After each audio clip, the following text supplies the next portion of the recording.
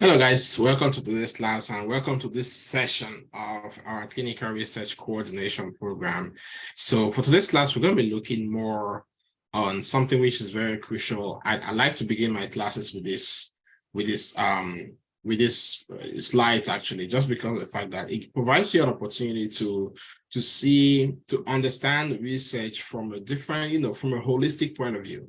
Right, gives you an opportunity to understand research from a holistic point of view, not just as a potential research coordinator, but also understanding the beginning of drug development. I think it's important that you understand what drug development is all about, how it came about, and some of the reasons why we choose to study why clinical trials came about. Right, so that's the whole point. So for today's class, we're going to begin with drug development. So just a little bit intro about myself. My name is Rudolph Malay. I'm a certified clinical research coordinator associate. I also hold an international certificate for clinical trials. Professional. I had a career for the last 7 to 8 years now.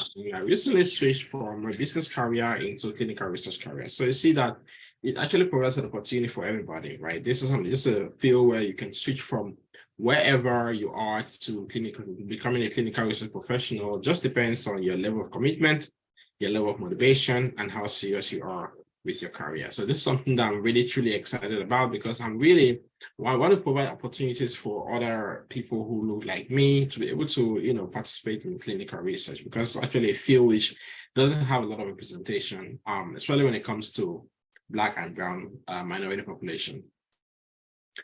Our main objective for today is for us to understand a holistic historic background and the progress of drug development cycle, provide a background and holistic picture of drug development process and how clinical trials became part of the process. You're going to notice that drug development itself is like a standalone entity, but clinical trials also kind of merge underneath drug development. So that's why I like to put them together so we can understand where where drug development is coming from and where clinical trials is coming from, for them to merge together. We're also going to understand and describe the drug development life cycle. We're also going to understand and describe the significant changes in evaluating the efficacy and safety of new treatment. One thing I want to highlight here is that the entire clinical research process circles around two things, around safety and efficacy. Efficacy means effectiveness, and of course, safety means the safety of the drug. So the reason why we conduct clinical trials is because we want to be able to understand how is this new drug safe and how is this new drug effective. Because you're going to notice that there are currently a lot of medications available, and some diseases do have more than one medication. The simple question you can ask is, why does headache, or why does Tylenol and ibuprofen, they look synonymous? It looks like they solve the same problem. But why do we have to take Tylenol, or why do we have to take ibuprofen before we're able to resolve our headache or fever or whatever? The simple reason is because the simple answer to that question is that every medication has its own potentials. And because one medication came to the market, there's always an opportunity for better treatment. That's why new medications are always coming up, because the pharmaceutical companies and drug manufacturers are saying, you know what, even though this drug has been in the market for a while, we think that we can do something better. We think that if we can create a new component that will treat patients better, that will make patients more safe, and that may be more effective than the previous medication that's currently available in the market. So thalidomide tragedy. The thalidomide tragedy is something that I'm going to encourage you. You can write this down on your notes. Thalidomide tragedy. I'll encourage you to go on YouTube and look up thalidomide tragedy. It's a very historic event when it comes to clinical research.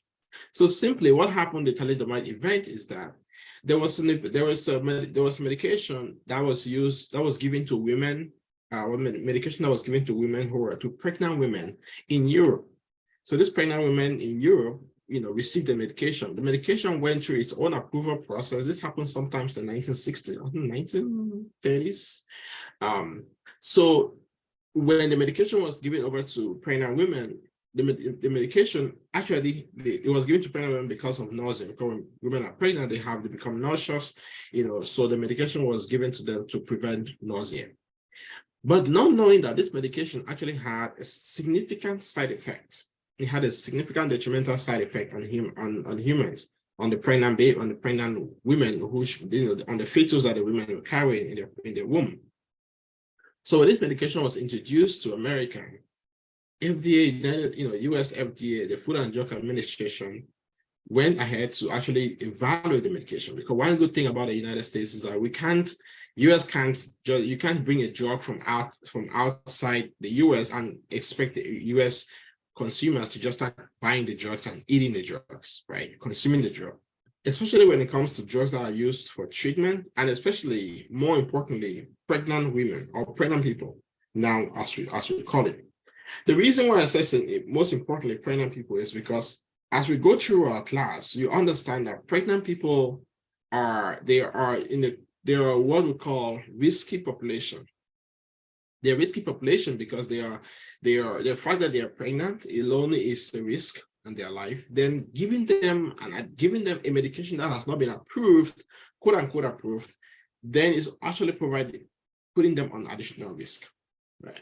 So for anybody, so what happened in the thalidomide tragedy was that when this medication was given to women who are pregnant, this medication affected the fetus. Now what happened is that the children that were born came out with short limbs. You see in this picture, in this image here, you can see that some of them have short fingers, short hands, short legs, and this is an impact of that thalidomide drug that was given to the women. Now, when this drug was given to them, now when this drug was introduced to America, United States Food and Drug Administration reviewed the drug significantly, reviewed all the chemical components, and decided to disapprove the medication because they saw that this medication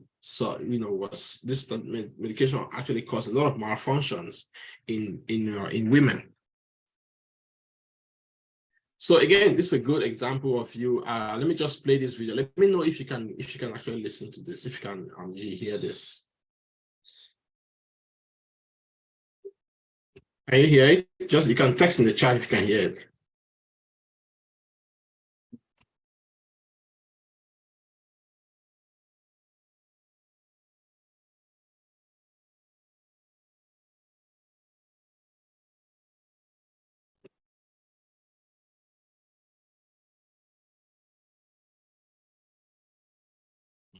Okay. So you can't hear it, but what I would like to do is I will share the link. I'll share the link with you so you can see what the thalidomide. This was just it was just a brief explanation of what the event is about, the event that occurred in the thalidomide event, what it's about, how it occurred, and actually how this was actually impacted the US government itself. This actually impacted the US government itself. This was a US President John F. Kennedy who was warning significantly across the nation on live TV, on national TV, warning the US population that women should not take this medication. And the woman who actually championed the FDA review, it was a woman who went ahead and guess what? It was her first job. It was her first job at the FDA. They gave her this first project and said, hey, just take a look at this project. It's nothing, just review it. It's easy review. Then once you're done, we're going to just approve it. Then it should be good to go. God so kind, she took her time to go through the entire project as a newbie. She wanted to impress her boss. She went in and did due diligence. And as God so kind, guess what happened? She found out that this medication actually wasn't helpful. She found out all the negative things that had happened in this medication and refused that the medication will not be approved by the United States FDA. So that the medication was then rejected. Now, moving to the path to a new drug. What is the path to a new drug? How does medication come about? How does medication make it to the pharmacy shelf? In this slide, I'm going to show you guys, I'm going to explain what this table is all about. Right? I'll explain what the table is all about, and feel free to take care notes again. I can certainly answer some of the questions when we actually get to the end of our presentation. At the beginning, we see chemistry on the far left. You can see chemistry. Chemistry says that search for active substances. application for a patent. So now what happens is that in a chemistry lab, take for example, we have a pharmaceutical company. Say, you know what, we're looking for the treatment for cancer. We're looking for the treatment for breast cancer, and there's a lot of cancers. We're looking for the treatment for breast cancer. So for breast cancer, what components do we think will be able to work? Now they will do something called the scientist who is working in the lab will use chemicals, to develop a molecule, right? The development molecule, that molecule will then be considered as the chemistry part of it. The molecule will then be used and say that, okay, this is a molecule. How do we know this molecule is going to impact? This molecule is going to have any impact on treating cancer. Now, there's one thing I want you to understand. There's something called a preclinical study, right? Preclinical studies and clinical studies. In your job as a clinical research coordinator or a clinical research associate or whatever, you are going to be working on clinical studies. However, I wanted to provide some background to you on understanding of what preclinical studies are all about. Preclinical studies are important because it provides you background of how did this drug make itself to the clinic? Because clinical studies means that we are giving this medication to patients who are already in the clinic. These are human beings, right, who are coming to the clinic, they're receiving the medication. So we're giving these medications to them. Now, preclinical means that the word pre simply means that before. So preclinical means that the studies were done before they came to the clinic.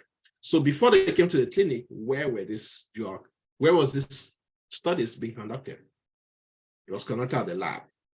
So now being conducted at the lab, once the scientists come up with something called the substance, the chemical substance, they will now go through something called pharmacology. So pharmacology is now where they get to use that substance to compare, is this substance going to cure a particular disease or not? Because at this time, they haven't decided. The substance has been tested to see if it's going to be an agent to cure any disease, right? So at this time, once they look at the pharmacology now will mean that they are now using that substance to test it on different animals. They can test it on different animals. Again, before they even test it on different animals, they will test it in the lab, like tubes, to confirm. Because at the lab, what happens is you see a scientist who take cancer cell. They'll take cancer cell in a tube, put the cancer cell in a container, then put this medication in that container and see if the medication will eliminate that cancer cell. It's like you're putting, I always like to use this demonstration. It's like you're putting two things together, right? So this is a cancer cell, right? Let me look at the big one. So this is a cancer cell with a black marker. Then this is a molecule or the chemical component which the physician or the scientist has developed. And so this chemical component, I want this chemical component to kill this cancer cell, right? The chemical component will go in and see if it's going to kill the cancer cell. At this stage, if the chemical component kills the cancer cell and the cancer cell eliminates, wipes off, then what happens is we'll then consider this agent as a significant, as a chosen agent, right? Because what happens at the lab is that they will not only do one of these substances, they will have multiple substances that they'll run, right, to test those multiple substances, see which of those substances will kill this cancer cell. You notice that they will do multiple occasions, and once they hit one of those molecules, that the molecules actually kill the cancer cell, they say, even if it doesn't kill the cancer cell, but make progress in curing this cancer cell. Remember, this cancer cell is not in the human being yet, but this cancer cell has been extracted from a human being, because when we do research, we do biopsies, we do all these other things, we collect samples from the patient, and during that sample from the patient, we can then extract the disease. So now they've extracted the disease, right? Extracted the disease, then put the disease now in the test tube, then they can use that test tube now, evaluate this molecule. Then the molecule now finally went to kill the cancer cell. Then the molecule is now considered to be a chosen molecule, and the molecule now be considered as a molecule that will be used to cure the cancer cell. But now, at this stage, they will now need to test this. After they've tested that on the lab, that little experiment that we just did, they will not test it on animals. They will have an animal who is healthy. They'll have a healthy animal that has no disease. Maybe a monkey, maybe a mice, which we call rats, maybe a chimpanzees, bigger animals. But the goal for that is that when at the beginning they always test it on very small animals. So they'll test on something like rabbits and mice. Why are they testing on small animals first? The reason why they're testing on small animals first is because they want to be able to ensure that they're able to quickly evaluate the risk that this molecule will be on the animal. Because remember, if you did biology back in secondary school, you understand that there's something called, if human beings are on the kingdom Animalia, right? Kingdom Animalia, we are in the same kingdom as chimpanzees, as monkeys, as mice, as rats. So we are all under kingdom Animalia. So that kingdom Animalia, because animals like rats and monkeys, they are all under kingdom Animalia. When they test these medications on these animals and it proves to be successful, it's evident that if it becomes successful on these animals, there's a possibility that it could be successful on human beings too. That's how it comes now to the clinic. You see that the one that I want to highlight here for you guys to understand is it takes 10 to 15 years for a drug to be developed and make it to the pharmacy shelf and cost about $2 billion with a 95 to 97% failure rate. That's a significant amount of money and time that it takes for one medication. So imagine that one pharmaceutical company goes along, start developing this medication, which means that there's a 97% chance that they will fail. So some people always ask, why are medications so expensive? Why are they so expensive? This is the reason why medications are expensive, because imagine one pharmaceutical company spending their time, investment, hiring scientists, hiring people like you and I to work, to analyze the data, collect the data, analyze the study, and everything. Then push the medication, FDA approves it, or sometimes FDA rejects it multiple times, and FDA finally approve it. And they'll spend $2 billion of money in that, in developing the medication. Guess what happens? They want to make their money back, right? They are business people, they want to make their money back. That's how the prices of this medication are jacked up. Now, once we've received, the good thing is that at every stage of a clinical study, at every stage of a study, there's always an approval. So FDA says that before you make any next step in your drug development process, I need to review it.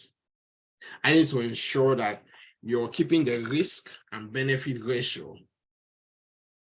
So once we move from pharmacology, we're moving to industrialization. So the industrialization takes between 2 to 1 year. Also want you guys to pay attention on the timelines here, because the timelines are very important, because this is where you get to understand the time it takes for each medication or for each phase of a study to occur. So once we've gone through the industry stage, FDA have to submit now to FDA. FDA reviews it, approve it before they move to the next. So remember, FDA have to approve it, and the FDA regulations are very, very strict. If FDA does not approve it, FDA rejects the medication. It means that every effort that the company has done for these 2 years plus this 1 year, which means for the last 5 years that the company has been working, all that will go in vain, right? Now, if the FDA approve their medication, then they have to move to phase 1. The company is super excited. Hooray, we've made it to the clinical. Now, at the clinical stage, this is where they start testing these medications on human beings. Now, the clinical stage is divided into different phases.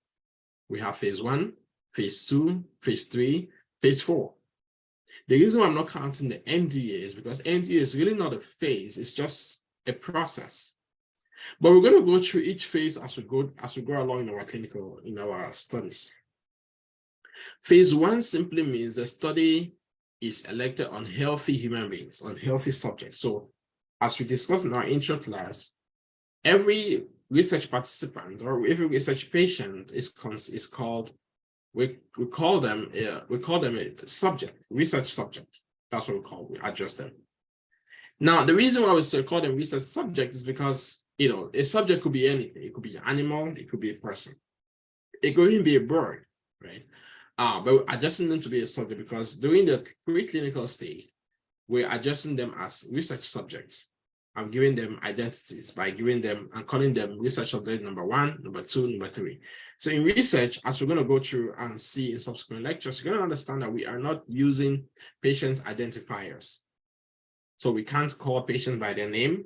We can call them by their name when we're at the clinic, but we cannot share patients' information on the internet. Or, for example, I am a patient, I have heart disease. I come to your clinic and you're a coordinator working at a clinic with a doctor, and you can't tell somebody about my disease because that's HIPAA violation, right? HIPAA violation means that you have to protect the patient's information and you can't share the patient's medical history with outside of the clinic. So that's what HIPAA violation means. Now, after phase 2, no, let's do that. So phase 2 means that we have the studies now limited to 50 to 100 people. So why are we studying only 20 to 50 people here in phase 1? The reason why we're studying 50 to 100 to 20 to 50 people here in phase 1 is because the drug, first of all, is still very new. The drug is still very new and we haven't tested it on human beings before. So if there's any potential risk that may occur, let the risk be on, if people are going to die, let at least be only 20 to 50 people who dies, right?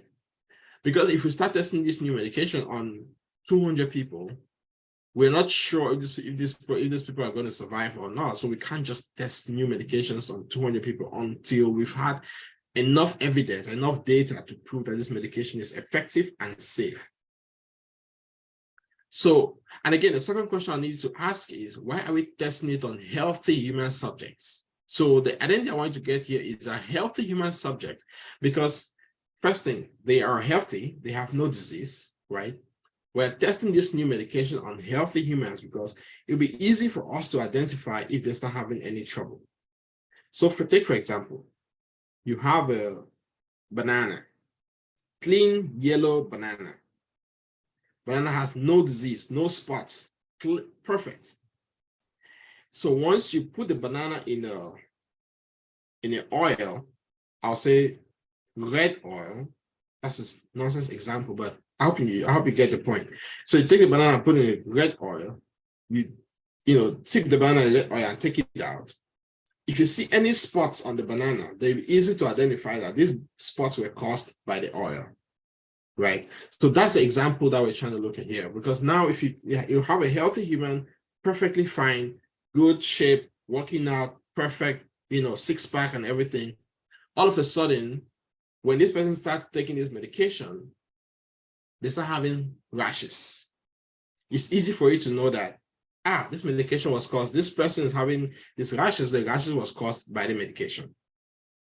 Because if you look at a sick patient, right, the patient who is already sick, patient who has cancer, then you give them the medication, even if the patient develops rashes, you're not sure if the rashes was caused by the medication or the cancer itself, right? So it's easy for you to say, you know what, let's get this on healthy humans. When healthy humans receive the medication, if they have any sort of disease, any sort of adverse event, as we're going to be seeing it subsequently, it's easy for you to identify that this adverse event was caused by this medication. Phase 2 is now limited now to 50 to 100 people. Yeah, please, I have a question on this phase 1, sorry. Yes.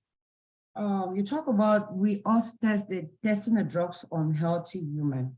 Yes. How are they going to know the side effect, or with new drugs, they're not supposed to detect side effect or something, because the drug can be able to cure cancer, but with curing cancer, it gives you rashes, makes you cough. So testing that on a healthy human, are they not supposed to know the side effect too, or things like that? Sorry. So when we're testing that on healthy humans, the reason why we're testing on healthy humans is because it'll be easy for us to identify if a healthy human have if the medication causes any side effects. Because, for example, if the medication causes the healthy human is healthy, has six-pack, looking nice and healthy, right? They have spotless, looking neat, clean. Now, all of a sudden, when they start taking the medication, they start having diarrhea. They come to the doctor, always, I'm having diarrhea, I'm having headache. So now those diarrhea and headache and rashes, those are adverse events. Those adverse events, now it's easy at that point in time for the physician to say, yes, this diarrhea and headache are caused by the medication. Because if we test this medication if we immediately test the medication on a cancer patient, right? I have a question, sir. Yes. I'm still on the phase 1. Sorry. Yes. So how, according to what Sister Miss Evelyn said, Immaculate, sorry. Immaculate, sorry. So how are we going? We are testing it on healthy persons to know if the drug works, right? So at that stage, we are not testing if the drug works. Okay. We are testing if it's going to cause an adverse event. We are testing a side effect. So that's the primary. And as we go through the lecture, as we go through the entire course, you'll see that for cancer disease, we do test phase 1 on cancer patients. Now, the reason why we test phase 1 treatment on cancer patients itself is because, first of all, the cancer patients are very sick, right? They can't wait for a phase 2. Those are a couple of reasons. They can't wait for a phase 2 treatment to go for the drug to go to phase 2. Number 3 point is that they are the drugs that are being made for the cancer drugs that are made at the phase 1 stage, they're ensuring that these drugs are not just looking for safety, but are also looking for efficacy. They're also looking to see if this drug will be effective. So those are the 2 things that I'm looking for phase 1 when it comes to cancer patients, cancer drugs. But when it comes to other diseases, phase 1 is always done on healthy humans. Then phase 2 becomes being conducted on actual patients who have the disease. Is that clear? Okay, so if I can get you correctly, phase 1 is mostly on cancer patients, right? So they are doing research for cancer medication. Yeah, they are doing research for cancer medication. Sorry. Okay. Understood. If they are doing research on cancer medication, the phase 1 will be giving phase 1 study will be done on cancer patients, so the patients who currently have cancer. But if they are doing the medication, the drug is not for cancer. Take for example that this drug is going to cure heart disease, right? So heart disease, or say type 2 diabetes, common disease. So type 2 diabetes, phase 1 drug of type 2 diabetes will not be given to type 2 diabetes patients. Will be given to people like you and I who are healthy. But phase 2 will be given to actual patients who have diabetes. Okay, all right. Okay, thank you. No problem. So then we move to phase 3. Phase 3 now, you're comparing the study on a large, comparing the study on a large number of patients. Phase 3 now is when the studies, the pharmaceutical companies say, no, we want to now go international. Let's go international. Let's test this medication on patients in Africa, in Europe, in different parts of the world. The reason why they're doing that is because they want to be able to evaluate how does this medication impact, or how does people in other parts of the world, because of their geographical location, because of their weather or their kind of food or different kinds of social behavior, how does this medication impact them? How are they going to be able to get treated with this medication, or will they get treated at all? Will this medication be effective, and will it be safe when we administer this medication to patients who are actual patients, in other parts of the world who are not within the United States. And again, it doesn't only have to originate within the United States, but the reason why, they want to be able to evaluate how this medication will be effective to people who are outside of the primary geographical location. Looking at the timelines, you see that this process between phase 1 through to phase 3, it takes between 3 to 5 years. So after this time, when they've collected all the data, they'll then push this study now, they now do something called the New Drug Application Authorization process. The New Drug Authorization process is the application that the pharmaceutical company will write, after they collected all the data, put it together, then send it to the FDA, asking the FDA that, hey, FDA, we've done all the data for phase 3, please review the data. Again, just for your understanding, at every stage of this study, between phase 1 to phase 2 to phase 3, upon completion of phase 1, the company will submit their data to the FDA for review.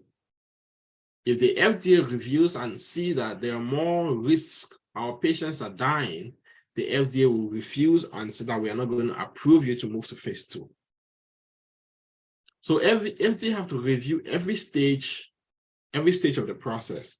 And if the FDA is not satisfied with the results, at every point in time, the FDA can outrightly refuse and cancel the entire project. So imagine that a pharmaceutical company is putting so much money into this project, and at the end of the day, after spending about 10 years trying to put this drug together, the FDA cancels the entire thing and said, this is not going to work. We're going to cancel it. So now, come again. I have a question. Yes. So let's say we are 20 of us that we are having cancer, and it's, let's say, stage 2 or stage 4, they're trying to keep us from the pain or the treatment, and the treatment comes. 20 of us, it cures 15 of us, and 5 died. Are they still going to proceed without medication even after killing 5 of us? Yes. And then second question. The question I want to answer, I want to give the reason why. Okay. The reason why they're going to proceed with, if you look at the ratio, right, 15 out of 20 patients, right, 15 survive, so 15 gets treated, then 5 dies, right? That's I'll say about 75 to 25% ratio, right? That's a big win. That's a big win when it comes to drug development, because we're looking at the risk and benefit ratio. The risks are more, the benefit is more than the loss. Yes. So that's how FDA look. They look at the benefit and the risk. The number of people who died, and if out of 100 people, only 20 dies, then 80 survives. And they say, okay, the 80 people, the 20 people, sorry, you had to die, but 80 people are leaving, so they approve the medication. Wow. But will it be questionable? So when the pharmaceutical company put all the data together, they have to provide all the evidence of the data, not just the death. Death is really not the primary outcome, because anybody can die because of any reason, right? Some of the most important things they put together is the adverse events. So adverse events like, was a patient hospitalized after they received the first medication? Did they have to reduce the dose? Because also we are not just evaluating. So when we look at efficacy, the effectiveness of medication, we're looking at the dosing too, right? You see that there are times where you take 100 ml, 100 milligram of medication, but if you reduce the dose to 50 milligrams, you feel better. But if you take 100 milligrams, you start having headache or start having different symptoms, right? But the physician reduce the drug, then you feel better. Then the physician will know that, okay, you can tolerate 50 milligrams, but you cannot tolerate 100 milligrams. So they take note of all those data all put together. So and then if that medication kills, let's say the 5 people, and then 15 are well, and then the 15 have side effects that is like headache, somebody with cancer, another additional headache, or side effect like high blood pressure, their BP is up. Do they still approve those drugs because it cures cancer? So the 15 patients, right? 15 patients have been treated, which means they no longer have cancer, right? If you are a cancer patient, God forbid, but if you are a cancer patient, Yes, sir. will you want to deal with cancer or you want to deal with headache? I want to deal with headache.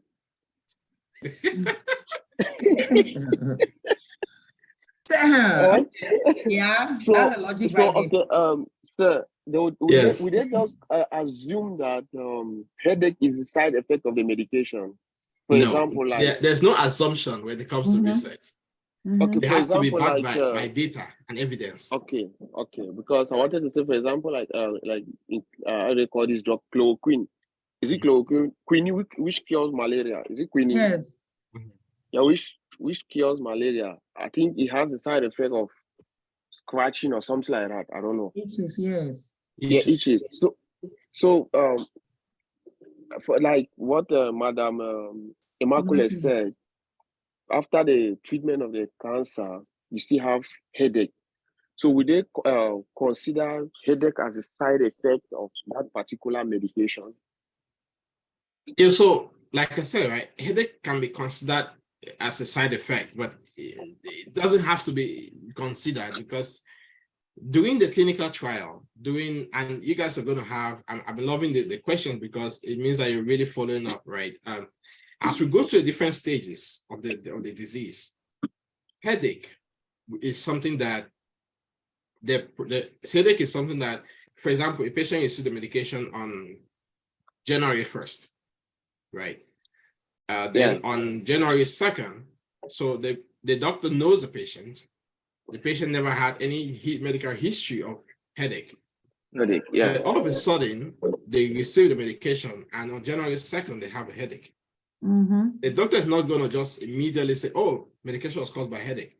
Yeah. The doctor is going to now, if the headache becomes very severe, because again, one thing about research is that we grade every disease. They rate the pains. We grade it. Is it grade 1, grade 2, or grade 3? If the headache becomes grade, if the headache begins at grade 1, the doctor says, okay, you can take a medication. It's okay. Let's check in next week. The patient comes in next week on January 8th. They say, doctor, I can't. My headache is like crazy. So doctor evaluated and said this headache is headache number grade 3. So what the doctor, how would the doctor know if this medication was caused? This medication caused the headache. The doctor can stop the medication for 2 days or for 1 week and see, okay, do you still have that headache even though you're not taking the medication? The patient said, no, doctor, the headache is gone. Then the doctor can now say that this medication caused the headache because then again, especially for cancer drugs, they can't, because each time a physician says that a medication caused, the disease was caused by that medication, right? The pharmaceutical company have to be very critical because if their medication is causing too many problems, then the FDA will not approve the medication. That's why before a doctor can say that this medication that definitely caused this disease, this headache, they will receive a call from the sponsor, from the pharmaceutical company who is a manufacturer, for them to justify how did they come to that conclusion that this medication was caused. This medication caused that significant headache that the patient is having. Because any adverse event that goes on that medication, any adverse event that goes on the report that the pharmaceutical company will send to the FDA, diminishes the value of the medication. So the manufacturing company will prefer a medication that have no adverse event. That goes with flying colors. But there is no medication that has no adverse events. Right. Every medication has a problem. But now the question is, can you deal with the adverse event or you can deal with your disease? So say, do they check on phase 1? Do they check immune levels or capacity? Because what my body can take, your body cannot take. So of course, do they on phase 1? Do they put like, okay, this person have stage 2 and this person has stage 2. Let's see how it goes on. Like, I don't know how to put it. I think I understand your question. if I understand correctly, correct me if I'm wrong. What you're trying to ask is if they're able to look at the immune capacity of each patient to Yes, sir. determine if the patient can actually accommodate or accommodate a certain Yes, sir. level Yes. of dose. Correct. Every human being is different, Mhm. right? There are no two human beings. Our genetic systems are different. So Right. when we're doing these processes, during each clinical trial, so they are not just giving the medication, right? They're also collecting blood samples. They're collecting urine samples. They're collecting, feces. So doing that sample that they collect from the patient, that's how they get to evaluate the patient's immune system. They get to evaluate the patient's capacity. They get to evaluate the patient's metabolism. So there are a lot of other, we call them, as we go through the lecture, we also, there are a couple of other things that we're going to be collecting. We call pharmacodynamics and pharmacokinetics. So we call them PK, PD, ADA. Those are the values, those are the blood samples that we collect when the patient is actually in the study. We'll collect those blood samples. Those blood samples are being analyzed in the lab to evaluate the patient's response to that treatment. Okay, sir. Thank you, sir. Yeah. So we've already gone through phase 3. Then phase 4. I wanted to touch about phase 4 before we go to the next slide, because phase 4 primarily is when the study. So after we've done phase 3 data, this phase 3 data has now been submitted to the FDA. This is now something called a new drug application. So when phase 3 data gets submitted to the FDA will now review the entire data from phase 1 through phase 3, then determine if this medication is approved or not. If the medication gets approved, then it goes to the pharmacy shelf. But now there's something called phase 4. At the phase 4 simply means, even though the medication is at the pharmacy shelf, the FDA is still monitoring that medication. For example, the medication is approved. Physician, Dr. A prescribe the medication to their patient. Patient go to the pharmacy shelf, pick up the medication, go home. The patient takes the medication for 1 week, having severe headache again. Patient comes back to the doctor, tells the doctor, hey, doc, the medication that you gave me the other day is giving me a severe headache, man. The doctor says, oh, you sure it's the medication? The patient says, yes. The doctor take notes, put a note. Now, doctors are obligated to report, especially when the medication is new in the market. Doctors are obligated to report something called MedWatch. MedWatch means medical watch. And a medical watch simply means it's a form that the doctors have to complete to submit to the FDA. That form has all instructions about the medications. We'll ask the physician to complete that MedWatch. When the physician completes the MedWatch form, that MedWatch form goes to the FDA. FDA receives the form. FDA says, oh, this medication that we approved 2 years ago, now we're receiving too many complaints from the medication, because now the physicians are submitting too many MedWatch forms about this medication. Let's review this MedWatch forms to see what's the consistency of what we see. Now, if they evaluate the MedWatch forms and realize that they have too many forms, too many questions about, too many adverse events about diarrhea, about rashes or headache, then FDA tells the manufacturing company, hey guys, even though we approved your medication 2 years ago, we've received multiple complaints from the market that the medications cause diarrhea, headache, and rashes. I'd like you guys to withdraw the medication from the pharmacy, or there are two things. They can either withdraw it from the pharmacy, then conduct a phase 4 study, or they keep the medication in the pharmacy. Just depends on the level of risk.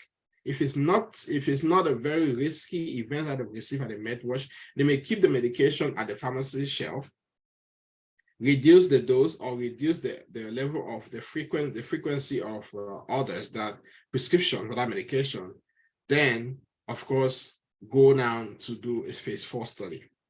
You see that on this phase 4. Yes. Is there any percentage on the MedWatch before it can be advised or it can be asked to withdraw from the state from the shelves or before they can go into other studies? There is no determination of how FDA evaluates how FDA evaluates where, if the medication, at what point the medication will go. FDA have their own internal rules and regulations on how they evaluate. For example, they may look at it and say, okay, we received where they usually will let the medication be evaluated for 1 year. Once the medication gets prescribed for 1 year completely, full calendar year, then they can then start evaluating that data that they've received. Yes. So at that point in time, they will now look at the study and say, okay, either they withdraw from the pharmacy shelf, or they can use that medication in combination with another medication. For example, you see sometimes when you go to your doctor, the doctor say, use Tylenol plus ibuprofen before you go to bed. The reason why they're telling you to use A plus B is because they know that A by itself would not be very effective, or B by itself will either cause you headache or cause you rashes. Sometimes if a doctor knows that a particular medication causes an adverse event, they will prescribe the medication to you and also prescribe the medication that kills the adverse event. So take this medication that cures your cancer, for example. Then if the medication causes you rashes, I'll also prescribe you the medication for rashes so that you can easily, if the rashes come, that medication will stop the rashes from coming. So that's how they look at it from the from on phase 4 standpoint. Any further question before we move to the next slide? So is there any percentage on the phase 4 before, after that 1 year, is there a particular percentage of the med watch before they can look into it, or they just randomly, they just feel like they should look at it again? Yeah, it's not a feeling. The thing is that, for example, if they have, again, it goes back to the level of risk, right? If after they receive med watch for like a year, they say, okay, this medication, we've seen many cases where the medication causes headache, stage 1, phase 1 headache, or phase 2 headache, stage, grade 1 or grade 2 headache. Okay, they say, well, grade 2 headache is fine. Because they're going to ask the doctor, on that form, they have a question on the doctor to ask, did it cause, what medication was prescribed to resolve the problem? That is medication cost, right? Now, if you said that this medication causes rashes, okay, what did you prescribe to resolve the rashes? They have to put it there. And what dose was it prescribed? They have to put it there. So that form has significant detail of the information that the FDA will receive from the patients, from the physicians. So when the physicians complete that form, they send it over. Then they will then review, they then go ahead to evaluate to see, okay, at what point do we think that is necessary for us to conduct a phase 4 study? But this is, again, this goes back to the FDA's internal review process of their determination of what percentage is important for them to say that at this point, let's ask the manufacturing company to conduct a phase 4 study. Okay. So, overview of decision points and the development steps. This again just goes back to what we just described, but a little bit more different, right? I would have loved to share this slide before the previous slide, because this kind of explains much clearer of what we're looking for. For example, this again goes to that preclinical stage where we have the research and development stage here. I would like to write. So here we have the research and development stage. At the research and development stage, we have the strategic framework. So what does strategic framework means?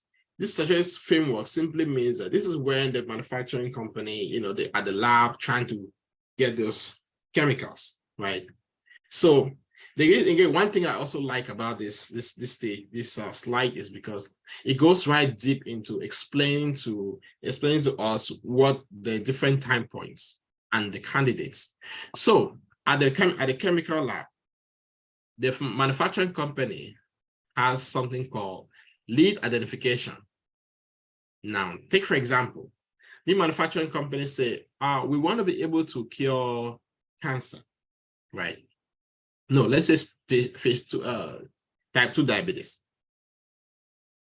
Let's cure type 2 diabetes. How many candidates do we have? They have 8,000 candidates. So candidates simply means they have 8,000 molecules, which are options. They will start testing the molecules in something called, the process is called they call it lead identification. So now they're identifying the lead agent. Who is the lead agent? Who is going to be that one person out of 8,000 people? Who is going to be that one person that goes ahead to cure that type 2 diabetes? Now, after they've identified, out of the 8,000, they will streamline and come down to 250 candidates. So out of 250 candidates, they say, oh, this one is called lead optimization. How do we optimize the lead? How do we optimize all the selected molecules that we've identified? We've identified 250 out of the 8,000. Let's optimize and see which one will be more appropriate to get to cure that type 2 diabetes. Then they come down to 5 medicine. So the 5 medicine, now once they've come down to 5 medicine, they will now select one of these 5 medicine, which is now called non-clinical development. So doing the non-clinical development, which of course is what we identified in the earlier slide as preclinical. During the preclinical stage, or better still, non-clinical development stage, at this stage, what happens is that the manufacturing company takes that 5 medicines, then start looking at the possibility of each of those 5 medicines, which of them will most appropriately cure that type 2 diabetes. Now, at the end of that experiment, they have to identify one medicine.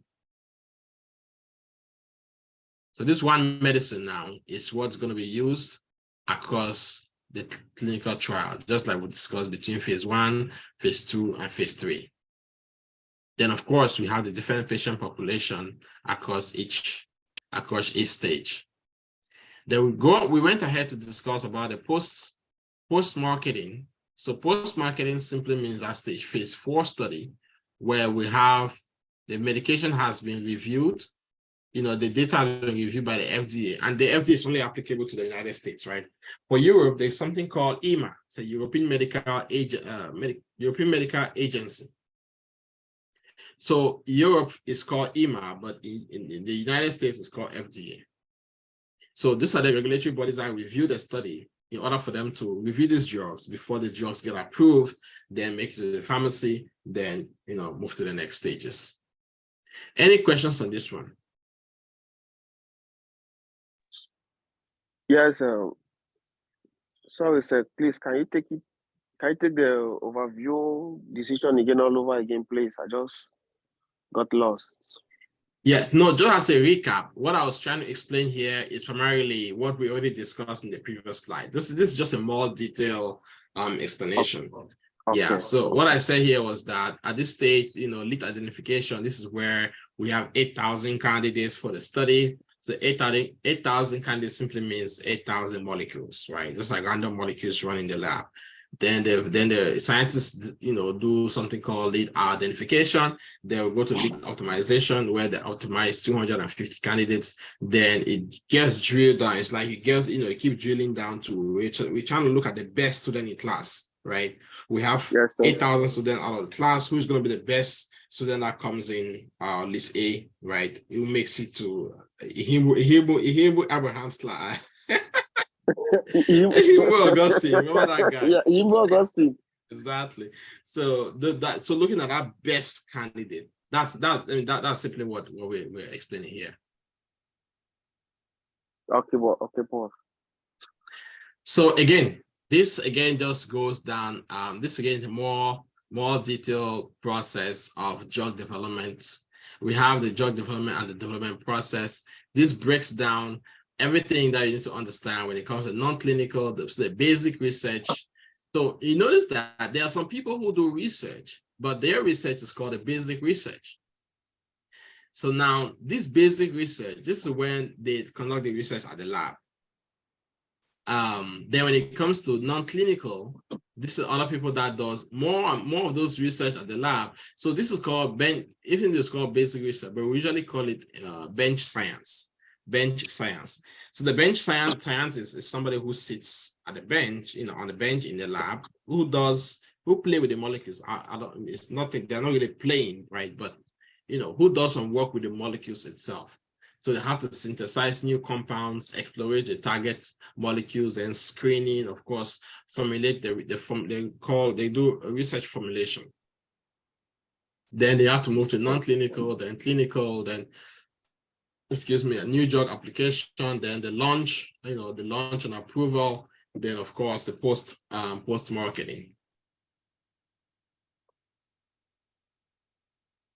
Non-clinical animal studies. So this is something which is really interesting. It's a good laboratory practice. So you notice that as we're going to go through our studies, we're going to be looking at the different practices that are very relevant in our industry. We have something called good clinical practice, or I can call it GCP.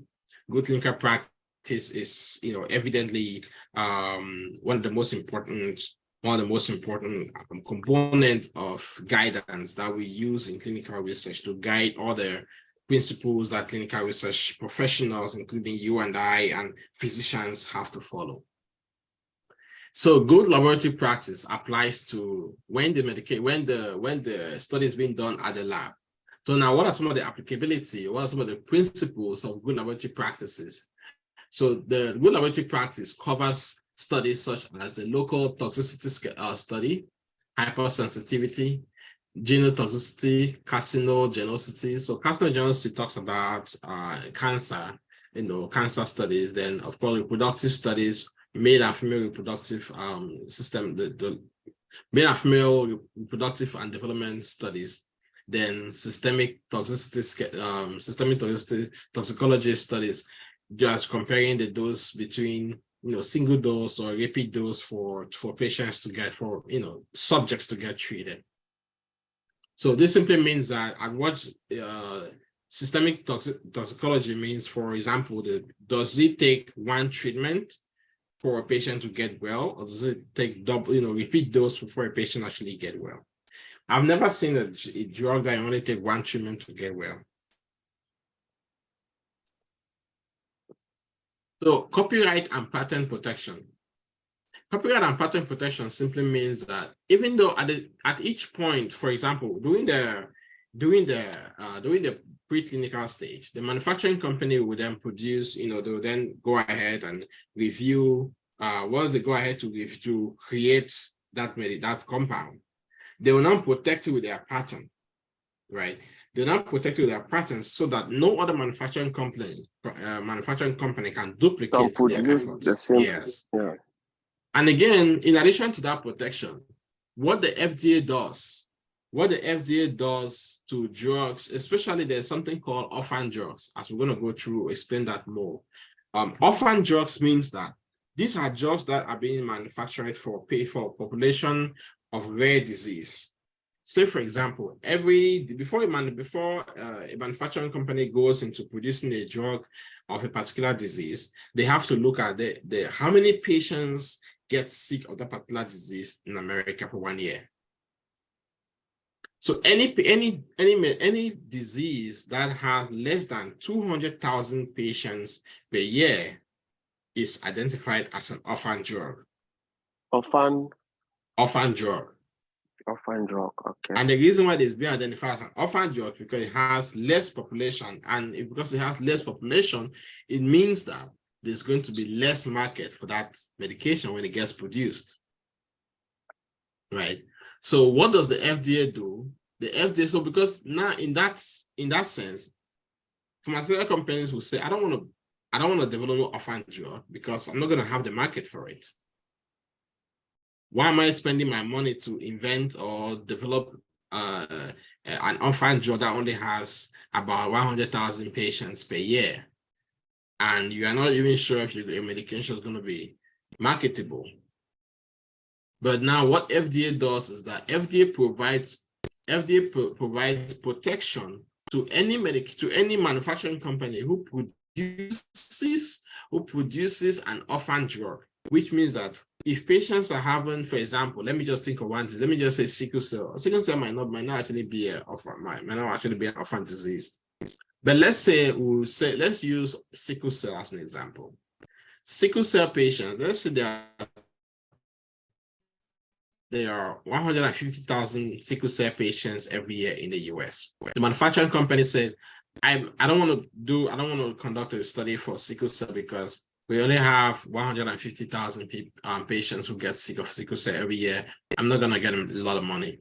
The FDA will now say, okay, if you are able to produce the medication for sickle cell patients, I will guarantee that you are the only manufacturer, you are the only seller of sickle cell medication for 20 years in the US.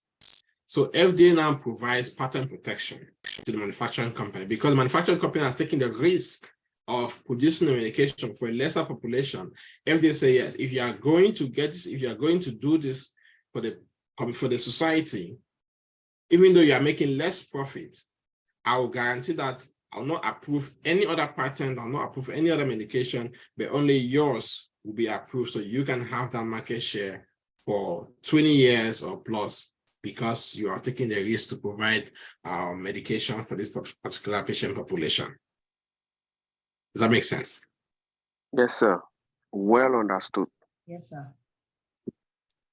This brings us to our last slide for this lecture. Our key takeaways is that the drug development process is very complex, involving a lot of scientists and scientific work. The drug discovery process is lengthy and severely expensive. Like we've seen, it costs at least, and this data is actually determined like 2,000. So by now, with the value of inflation and everything, a drug manufacturing process could cost something more than $4 billion for one drug makes it to the pharmacy shelf. The challenges and complications involved in the drug development process and tragedy, and also the thalidomide tragedy. Again, I highly recommend that you guys go on YouTube and look at the thalidomide tragedy. It's very important because once you look at that tragedy, it gives you better understanding of what some of the new regulations, because as a result of that thalidomide event, a lot of new regulations came into place. There were a lot of restrictions that came into place. But not just the thalidomide event, we're also going to be looking at different events that have occurred through our history that has changed the course of clinical research development process, and some of the regulations that have been put in place to guide our entire process. So I'm going to stop the recording now, and we can chat for a little bit and ask more questions before we move to our next lecture.